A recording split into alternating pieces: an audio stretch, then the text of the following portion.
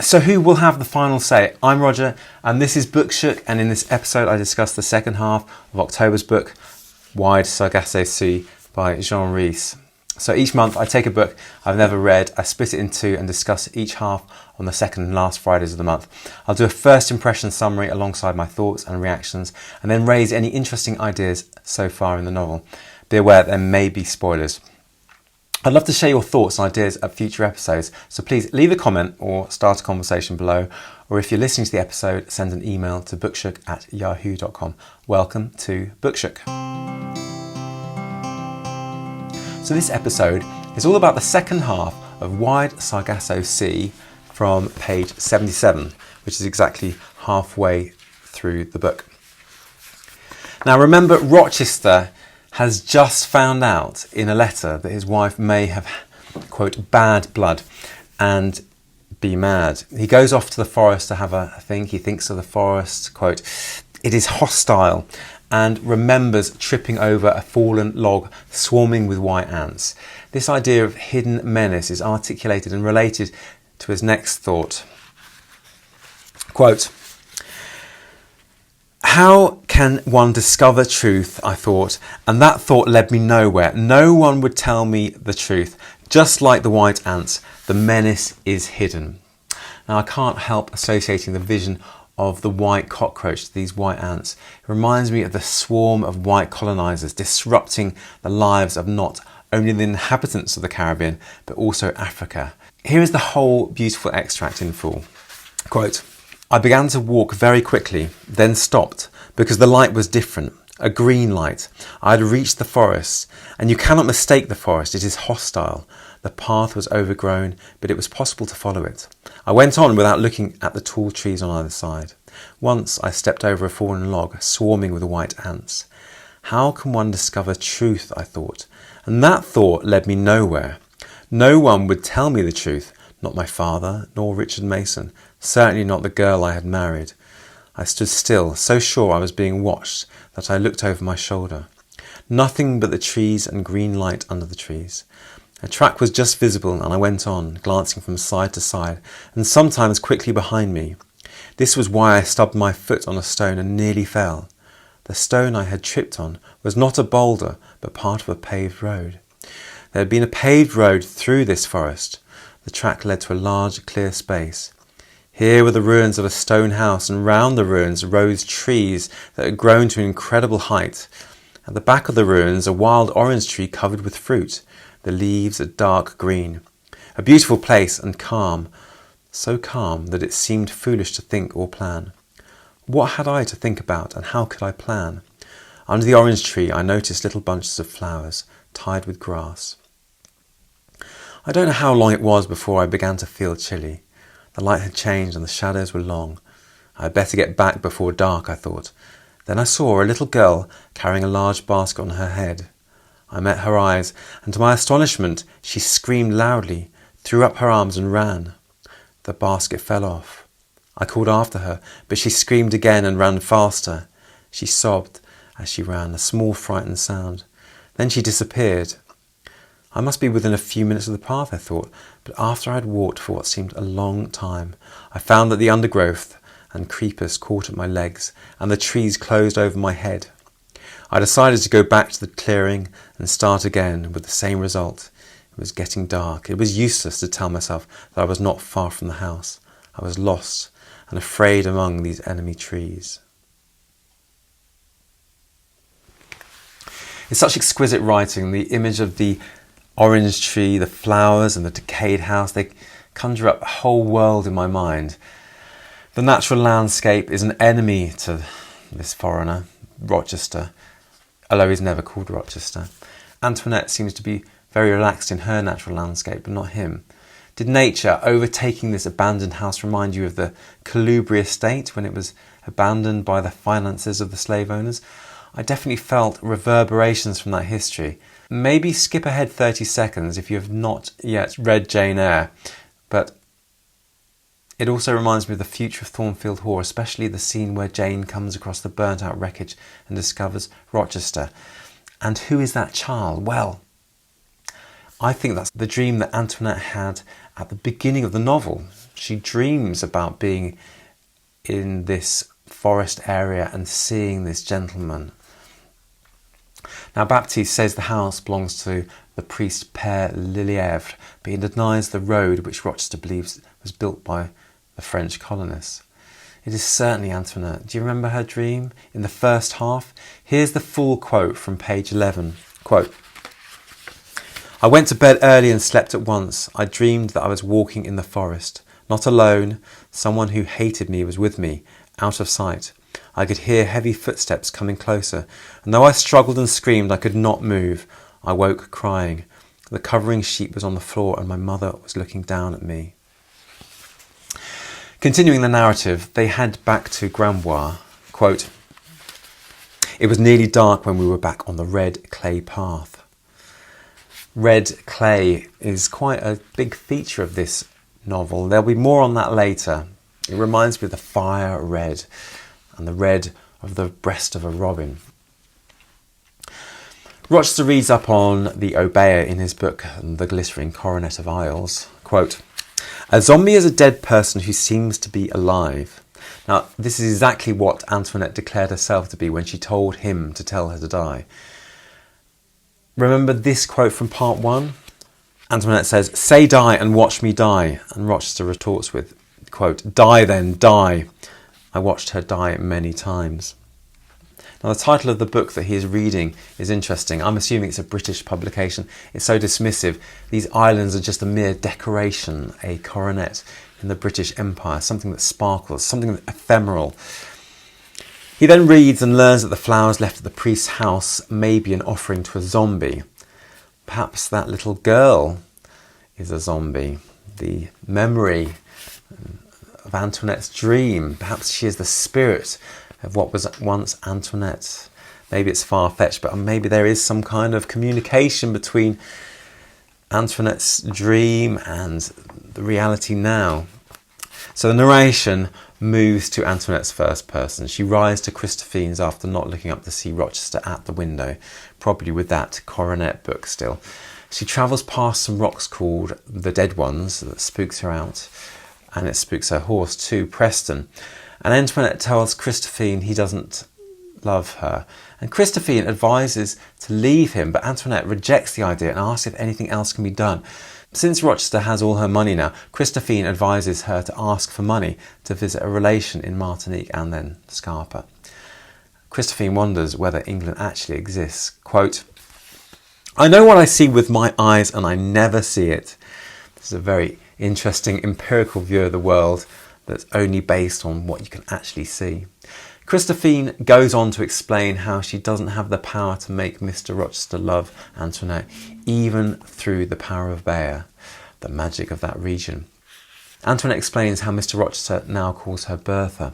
He's using language to control her, to give her a new identity, to make it easier to separate her from the Antoinette he was initially attracted to. Antoinette also explains that she can't go anywhere else because he would never give her the money. Now, in a reference to the opening chapter, Christophine says that Mr. Mason is in love with money. She says, quote, "Money have pretty face for everybody, but for that man, money pretty like pretty self. He can't see nothing else." I think he's initially blinded by Antoinette's prettiness and now blinded by money. His inability to see below the surface of things is his downfall. The perils of a one-track mind. Now, Christophine finally complies with Antoinette's request and creates a concoction for Antoinette, but Antoinette hears a cock crow and in an echo of the biblical story wonders whether she may have been betrayed. Then we move to Mr. Rochester's point of view. He receives another letter from Daniel delivered by Amelie which states that he wants Mr. Rochester to visit. And as if to answer my comment previously about how he has a one-tracked mind, we have this interior thought that articulates his inability to modify his view of the world. Quote, "I sat on the veranda with my back to the sea, and it was as if I had done it all my life. I could not imagine different weather or a different sky. I knew the shape of the mountains as well as I knew the shape of the 2 brown jugs filled with white, sweet-scented flowers on the wooden table. I knew that the girl," imagining Amelie whom he has called for, would be wearing a white dress, brown and white she would be. Her curls, her white girl's hair, she called it, half covered with a red handkerchief. Her feet bare. There would be the sky and the mountains, the flowers and the girl, and the feeling that all this was a nightmare, the faint consoling hope that I might wake up. He has this cast iron view of the surface details of the world, which are removable.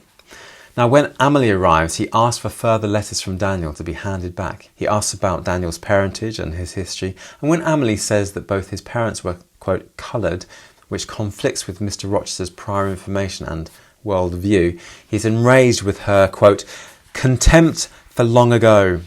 Now Daniel comes to visit Rochester. He tells of his father Alexander being a horrible man. He also paints Christophine in a very bad light. Quote, she is a bare woman and will lie to you more than your wife.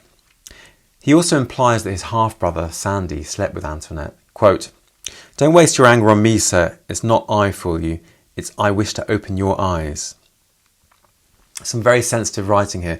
Daniel is playing on Rochester's vulnerabilities. We've already seen how Rochester can only see the surface of things. Here, Daniel is saying, I can show you the truth of things beneath the surface. This must be very tempting to a man in Rochester's position. I wonder how he will react. Will he believe Daniel or will he reject him? Now, Daniel asks for a £500 bribe to keep quiet about it, and Rochester refuses. On the surface, Rochester seems to reject Daniel's ideas, but perhaps he will carry them with him internally, and his doubts will increase his hatred for Antoinette. Quote, the telescope was pushed to one side of the table, making room for a decanter half full of rum and 2 glasses on a tarnished silver tray. I listened to the ceaseless night noises outside and watched the procession of small moths and beetles fly into the candle flames, then poured out a drink of rum and swallowed. At once the night noises drew away, became distant, bearable, even pleasant. Now to me, this pushing aside of the scientific, observational and rational tool, the telescope, in favour of the very human prism of drink and a rational force shows the inner decision that Rochester has taken. He's going to push aside cold, hard reality in favour of the very human rumour-making and storytelling that he is confronted with. He has made a pact with Daniel. He may not have paid his bribe, but he has taken his words to heart. And there, with those beetles sacrificing themselves to the flames, we have the clear foreshadowing of Antoinette's demise. Now, Rochester confronts Antoinette with Daniel's allegations. She tells him he is a liar and not to be trusted. She tells the truth about her mother and her family. And when he tells her that he feels the country is against him and on her side, she refutes this by saying, quote, it is not for you and not for me. It has nothing to do with either of us. That is why you're afraid of it, because it is something else. I found that out long ago when I was a child. I loved it because I had nothing else to love, but it is as indifferent as this God you call on so often. She explains how alone her mother was after Antoinette's father died, and then her second marriage to Mr. Mason was also lonely since he was often away. She recounts how after the beautiful house at Calubri was destroyed, it broke her mother, and Antoinette then recounts how she went to visit her mother, but she was rejected by her in a very drunken state. Christophine berates her for visiting her mother, and during this chat, Mr. Rochester seems to be drinking more and more rum. This can't be good for his powers of reason, symbolised by that telescope, and pushed aside to make room for that rum. Antoinette says that using the words Bertha to name her rather than Antoinette, quote, doesn't matter, since words have made no difference to his understanding of her plight. She resignedly realises that he is not listening to her words, and so that is why his renaming of her, quote, doesn't matter. She has fallen into his trap quite clearly. By renaming her, he is increasing his control over her. Words do matter. Now she says she's put this white powder on the floor, quote, to keep cockroaches away. And as she offers him a drink, he remarks to himself in the narration, quote, she need not have done what she did to me. I will always swear that. She need not have done it. When she handed me the glass, she was smiling. Now, is this Christophine's a bare concoction that she's just made him drink? A love potion? Or maybe Christophine has concocted something else. He wakes up sick and discovers his empty wine glass, which he notes has a bitter taste to the dregs. He runs away to the ruined house and the orange tree where he previously saw the young girl. Then he comes back and has a sexual encounter with Amelie. Ironically, since it's Antoinette wanted this love potion to be made. The love potion concocted by Christophine has worked, but it's on the wrong recipient. Now Antoinette can hear these shenanigans between the thin partitioned walls. He offers Amélie money as some kind of guilt payment, which she takes, and she receives without joy. Amélie says she wants to leave to become a dressmaker, joining her sister in Demerara and then heading off to Rio. Now Rochester hears Antoinette's footsteps leave the house. She leaves for 3 days. During this time, Rochester writes to his friend Mr. Fraser, who lives in Spanish Town. He writes to say he has informed the police in his town that if Christophine, quote, gets up to any of her nonsense, they'll be prepared and, quote, she won't get off lightly. He really hates this Christophine character. He's scared of her mystical Abear power, and perhaps he dislikes the matriarchal power she has over his wife. And it's interesting that he misnames her Josephine, or Christophine, in his letter to Mr. Cosway, as if by changing her name too, he will remove some of her power. Now, 3 days later, Antoinette returns to the house. She's furious, and when he calls her Bertha, she says, quote, Bertha is not my name. You're trying to make me into someone else, calling me by another name. I know that's a bear too. Words do matter.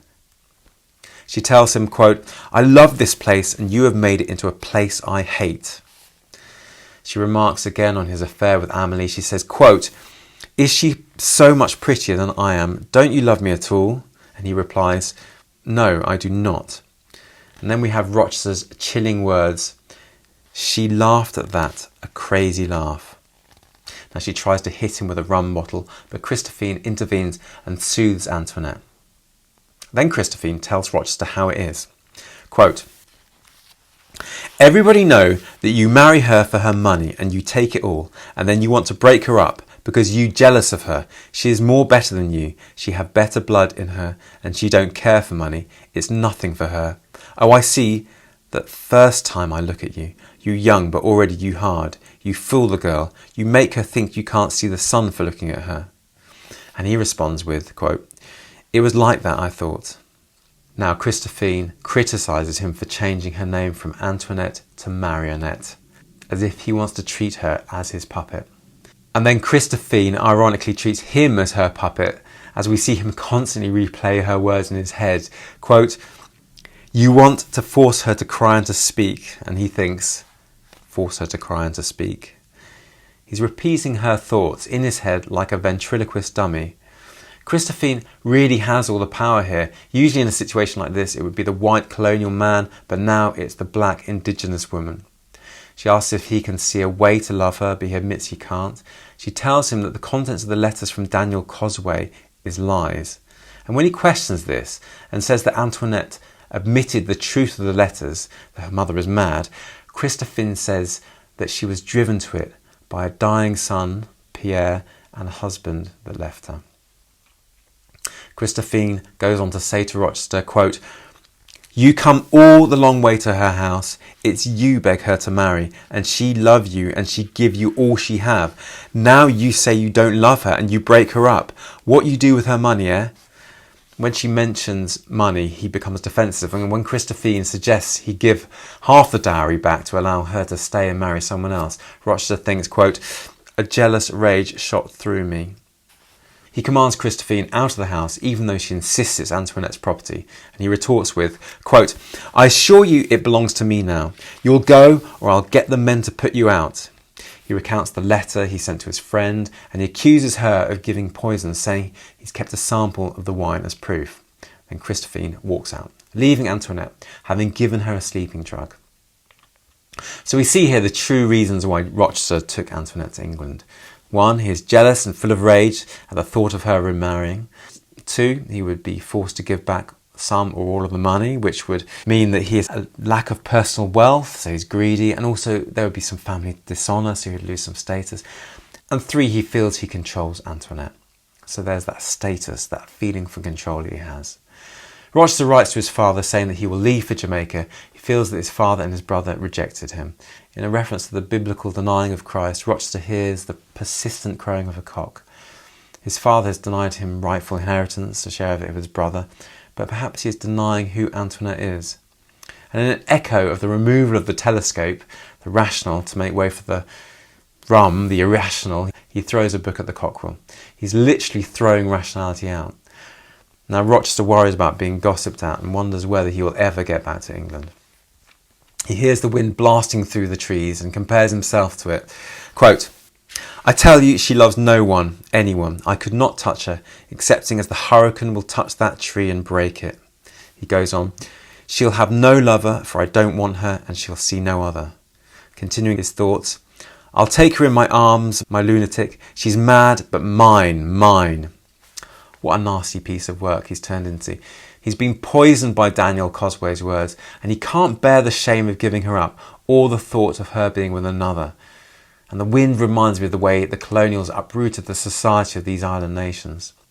Rochester is very emotional at leaving for Jamaica. Antoinette, conversely, is still and silent. Remember, this is still his point of view, his narration. He wants to say sorry to Antoinette, but can't.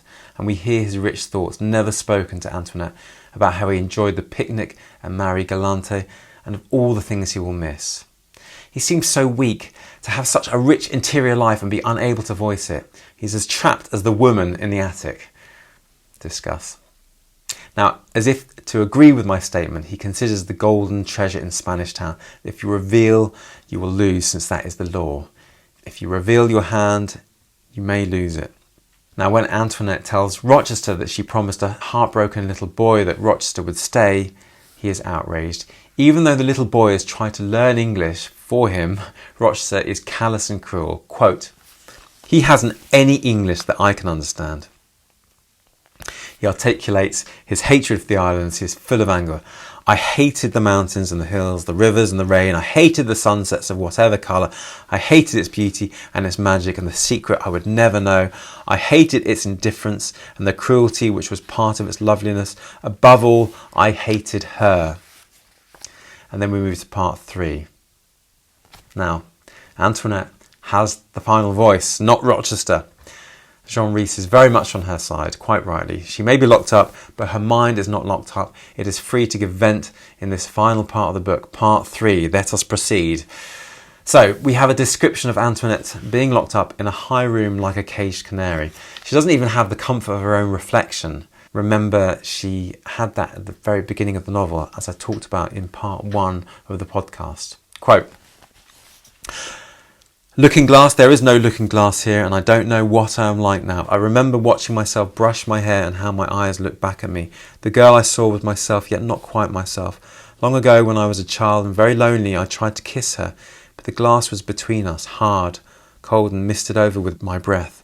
Now they have taken everything away. What am I? What am I doing in this place, and who am I?" So heartbreaking. She doesn't even have her own reflection. When she manages to escape from her room at night, she describes the house as if it were cardboard. Quote, "I open the door and walk into their world. It is, as I always knew, made of cardboard. I've seen it before somewhere, this cardboard world, where everything is coloured brown or dark red or yellow. There has no light in it. As I walk along the passages, I wish I could see what it is behind the cardboard. They tell me I'm in England, but I don't believe them." Dull, grey, boring England, in comparison to the rich and vibrant world of the West Indies. Now, she recalls how she saw a young girl, evidently Jane Eyre, in a corridor who thinks she's a ghost. She also recalls asking for her brother to rescue her, but then attacking him with a knife she exchanged for a locket when he says he is unable to legally interfere between her and her husband. Now, the fact that she had to get the knife through in exchange for the locket is another attack on her freedom. She doesn't have access to money anymore. She believes that he didn't recognise her because she was not wearing her red dress. And then she recalls seeing Sandy for the last time when she had the, quote, "life and death kiss." And she dreams of the red dress, laid on the floor like fire. And it reminds her of, quote, "something I must do." It's all incredibly tragic, very tragic. Poor caged Antoinette. She goes on to dream of lighting candles in the red room and how one of them accidentally sets fire to the curtains.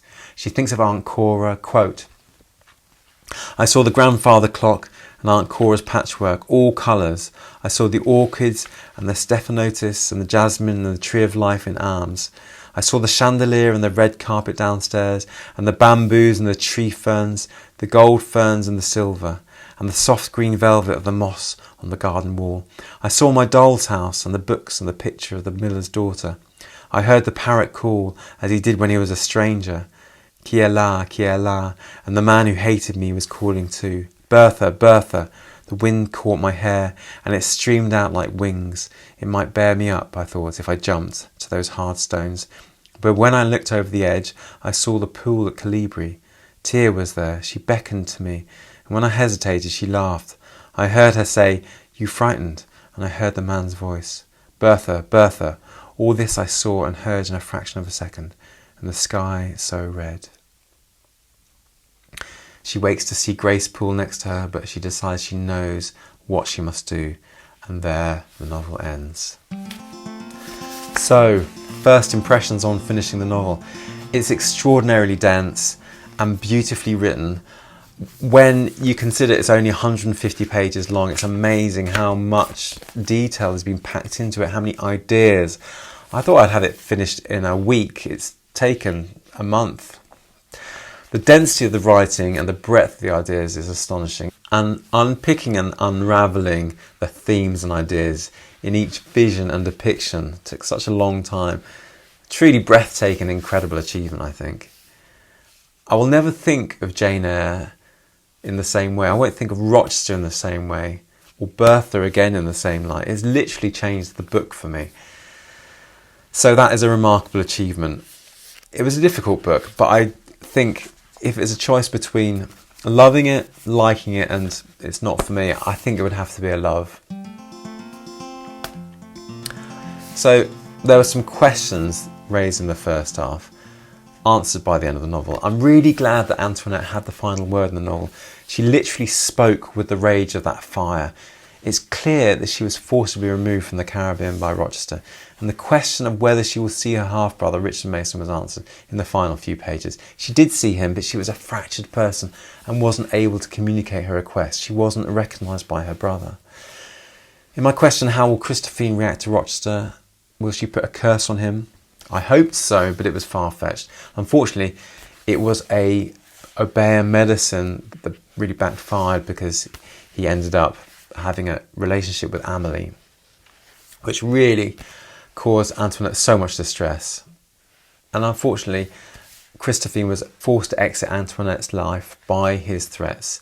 Remember the quote, "She walked away without looking back." Now, I never did feel any sympathy with Mr. Rochester. He enslaved Antoinette. He was greedy for money. He didn't want to lose face and was jealous of the idea of her being happy with another man. I did question whether Rochester's encroachment into Antoinette's narration would increase, and would he have the final voice in the last part of the book. I thought he may gain the narratorial power by dominating the first-person narration, and that Antoinette's narratorial voice would diminish. But conversely, as she moves to England and he gains power over her, her voice actually becomes stronger until we have her metaphorically speaking with fire in her final thoughts of what she must do. So overall, I thought it was a fabulous read. It really gave voice to a character in Jane Eyre that was voiceless.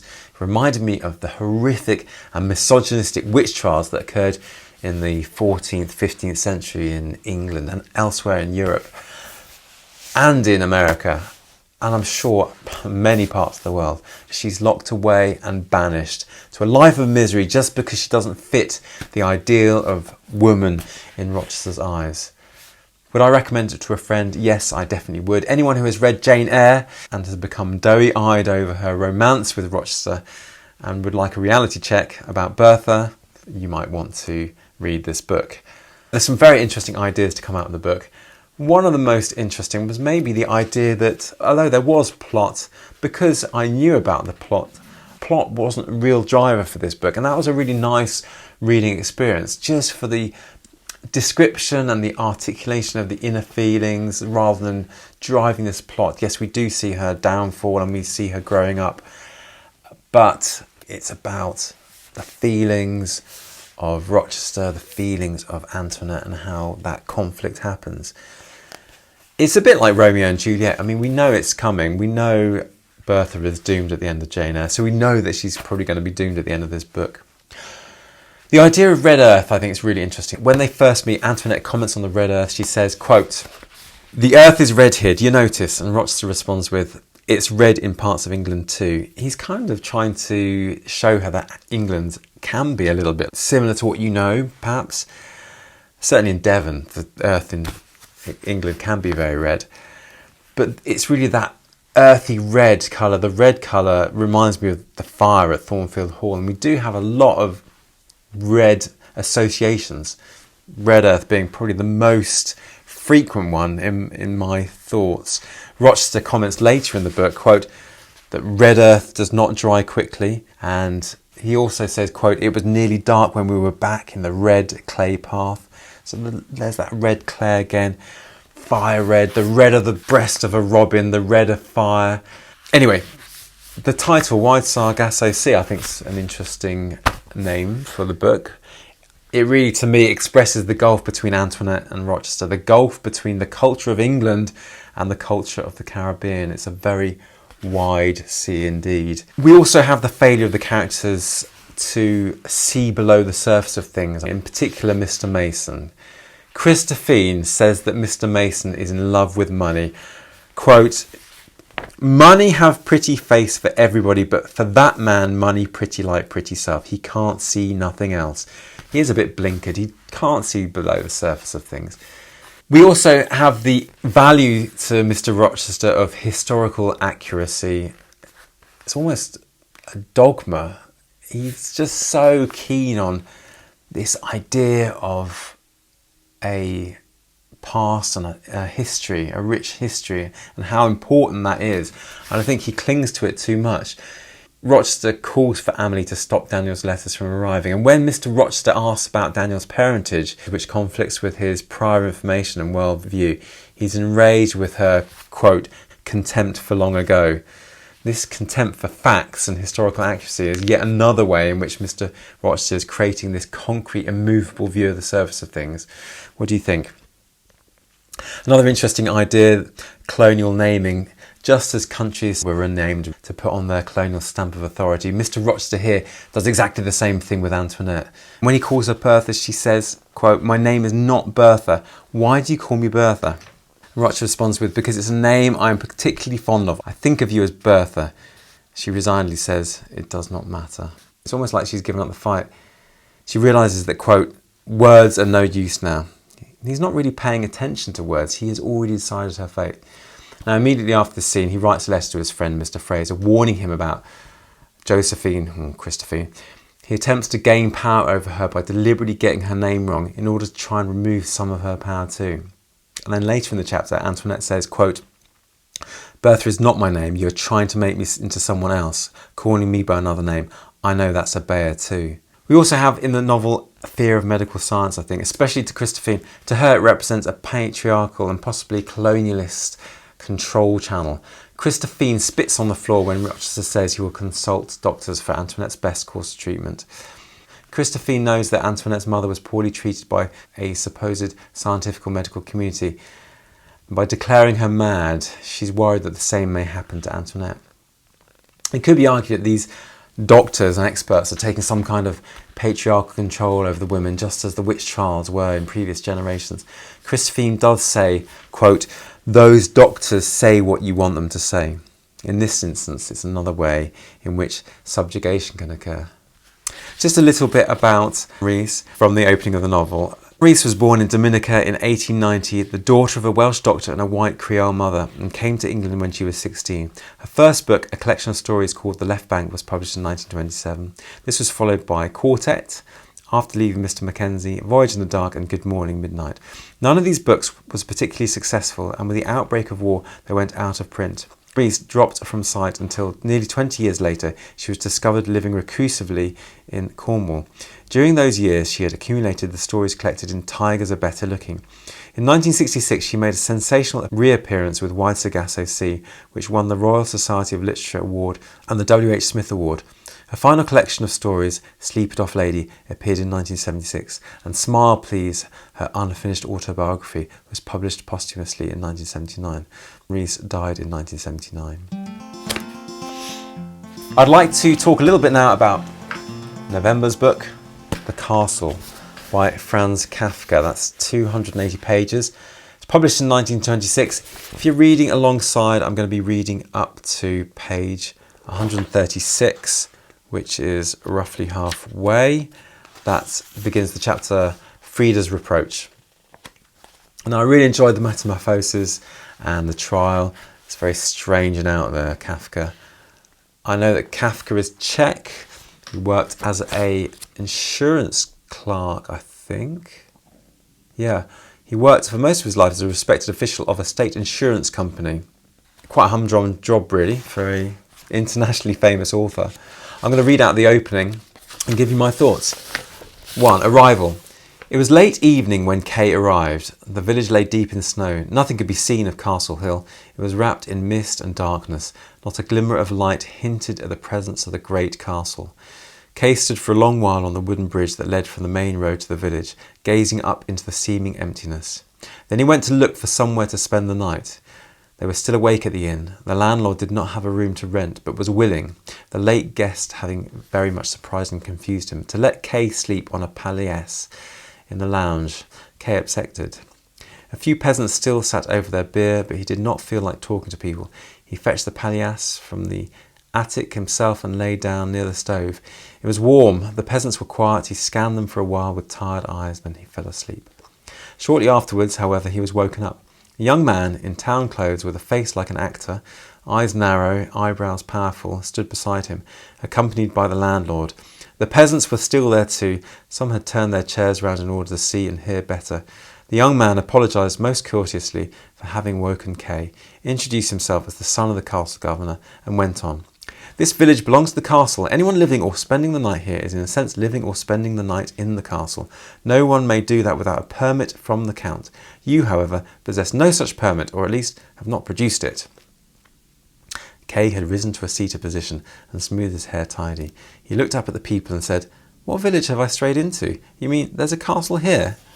"There certainly is," the young man said slowly, while here and there heads were shaken over Kay. "Count Westwest's castle." "And you need a permit to spend the night here?" Kay asked, as if seeking to convince himself that he had not perhaps dreamed the earlier statements.